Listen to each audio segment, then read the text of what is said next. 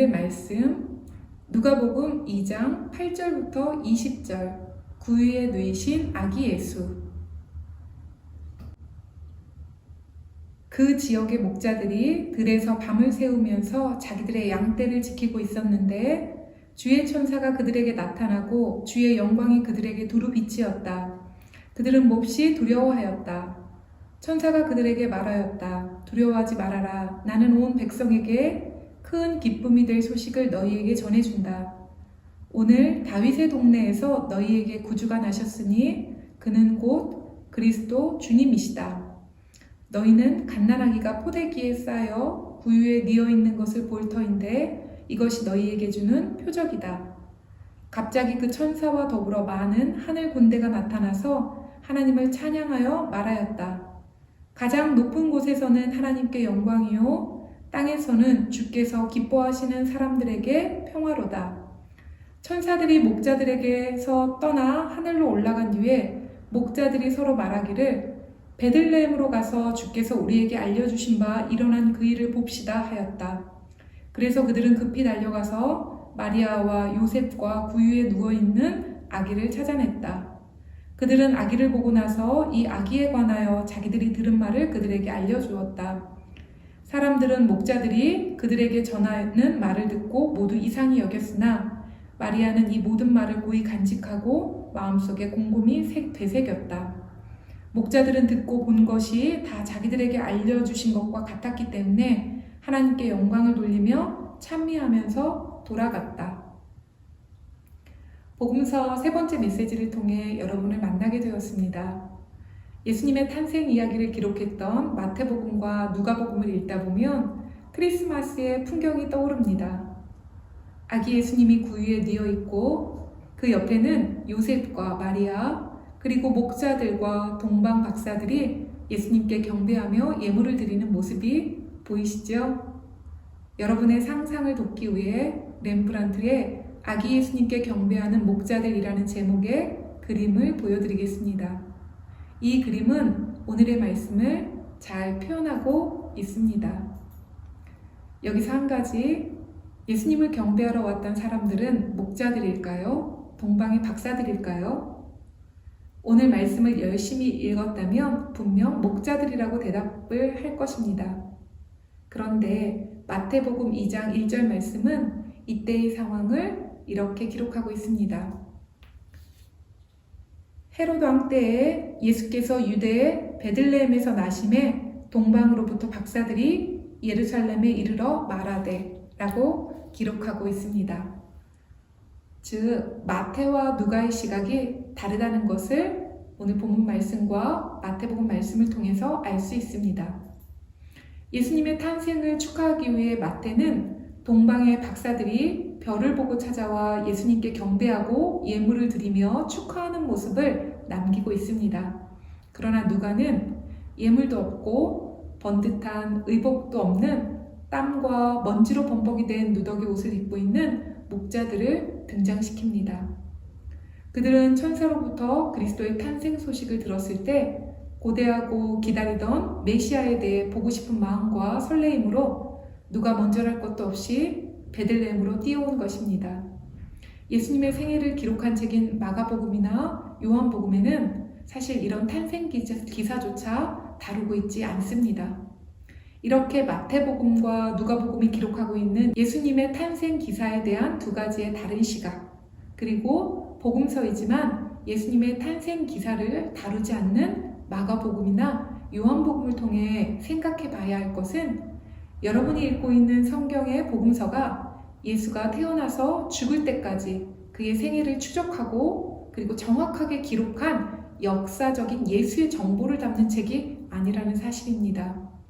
우리가 생각할 것은 복음서가 서로 다른 시기에 서로 다른 장소에서 서로 다른 독자들을 상대로 들려준 서로 다른 예수님에 대한 이야기라는 사실입니다.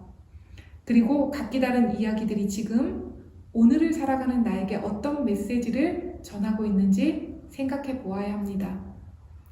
유대인이었던 마태는 그들의 동종 유대인들에게 예수님의 이야기를 들려주고 싶어서 마태복음을 기록했는데요.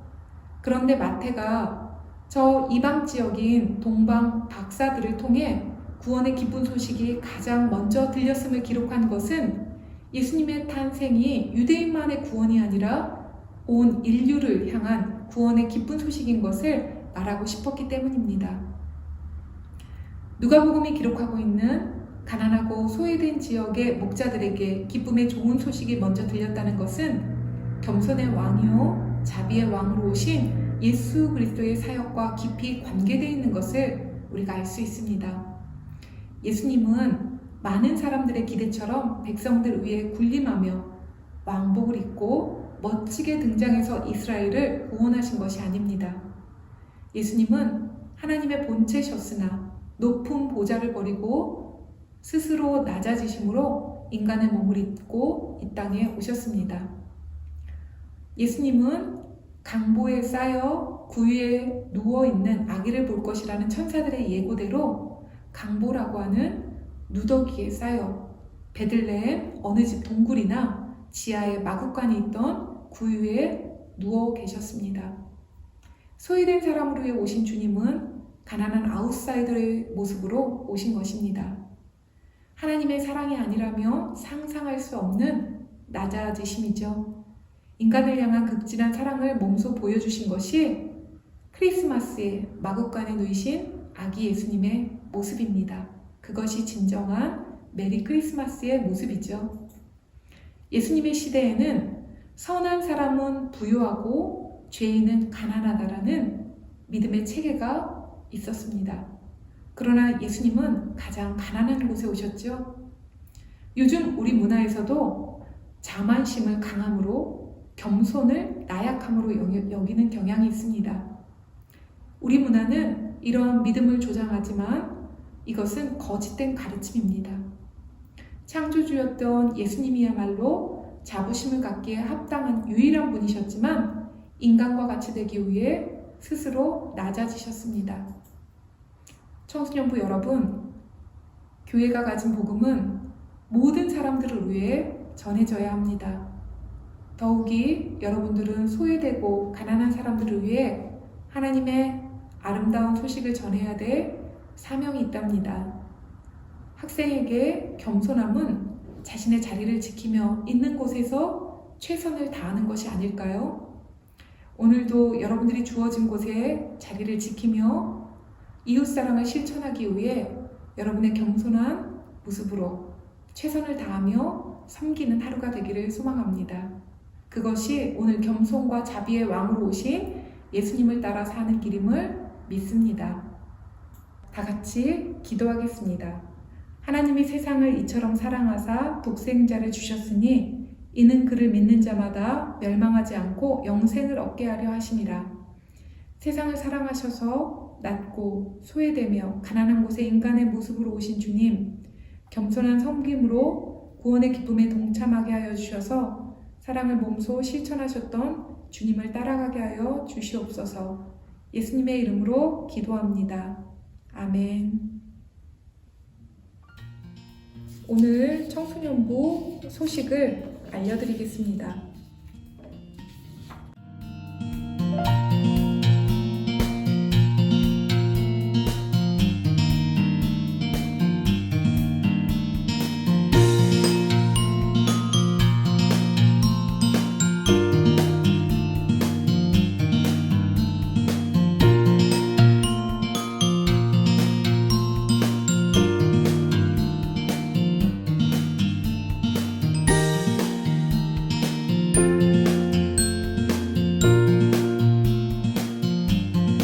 여러분들 다음 주에 만날 때까지 건강히 안녕히 계세요. 오늘은 주기도문으로 메시지를 마치도록 하겠습니다.